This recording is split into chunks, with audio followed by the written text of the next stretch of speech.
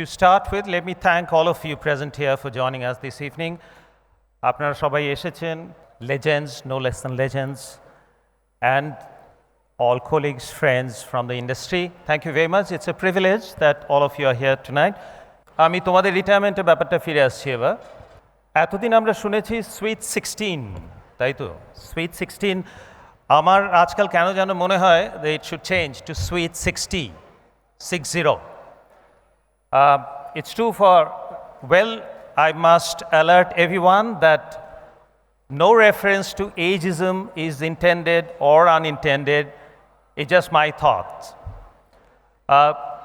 আমরা যারা, আমি আমার কথা বলছি, 60-এর সান্নিধ্যে এসে গেছি বা যারা 60-ঊর্ধ্ব, আমার মনে হয় তারা একটা অনস্লটকে অ্যাভয়েড করতে পেরেছেন, বিরাট অনস্লট। মানে আমরা বেরিয়ে যাব জায়গাটা থেকে, কাজের জায়গাটা থেকে। সেই অনস্লটটা দুটো কারণে, একটা AI, the other one is Gen G.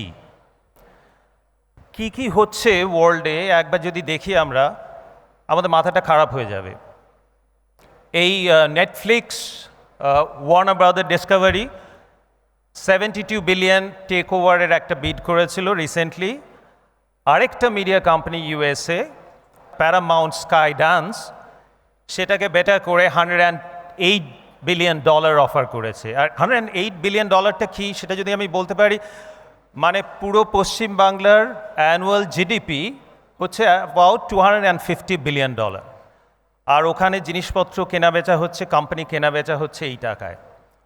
R AI এর কথা যদি বলি, মুর থ্রেড বলে একটা কোম্পানি, সেটা সেট আপ করেছে এনভিডিয়ার একজন চাইনিজ এক্স এমপ্লয়ি। ওরা ওখানে যেটা নাকি equivalent of Nasdaq star market চায়নায়, সেটা লিস্ট করতে চেয়েছিল। They were expecting $1 billion.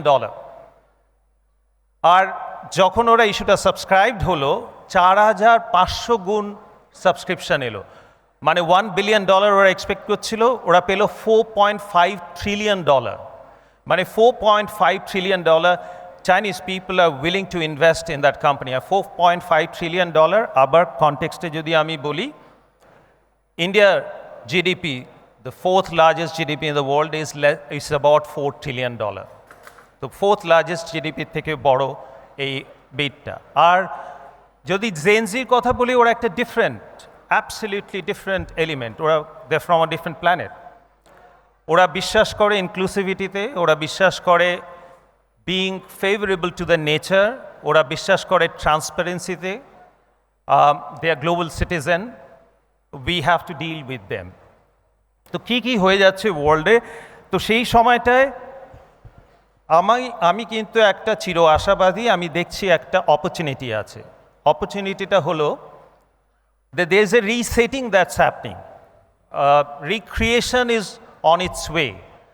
আর যখন রিসেটিং বা রিক্রিয়েশন হয়, একটা সুবিধা হলো সবাই শূন্য থেকে শুরু করে। ওরা হয়তো কিছুটা আগে, কিন্তু সবাই একটা লেভেল প্লেয়িং ফিল্ডে থাকবে, সবার জন্যই একটা হেডরুম থাকবে টু গ্রো করা।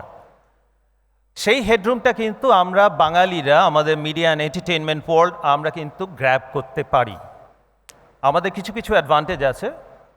একটা অ্যাডভান্টেজ যেমন আমাদের অতীত, আমাদের পাস্ট। যদিও ইন জেনারেল ইন লাইফ আমি মনে করি পাস্টের শুধু দুটোই রেলিভেন্স আছে, প্রাসঙ্গিকতা। একটা আমরা পাস্ট থেকে শিখব, আরেকটা পাস্ট থেকে ইন্সপায়ার হব। পাস্ট থেকে ইন্সপায়ার হওয়ার জন্য enough element we have got. Cinema শুরুই এখানে, ভারতের মধ্যে। নির্বাক চলচ্চিত্রের সময় এই কলকাতা, পশ্চিমবাংলায় ছিল ফ্যাক্টরি। হীরালাল সেন 1903 সালে যখন সিনেমাটা বানান প্রথম, দাদা সাহেব ফালকের আগেই কিন্তু উনি বানিয়েছিলেন।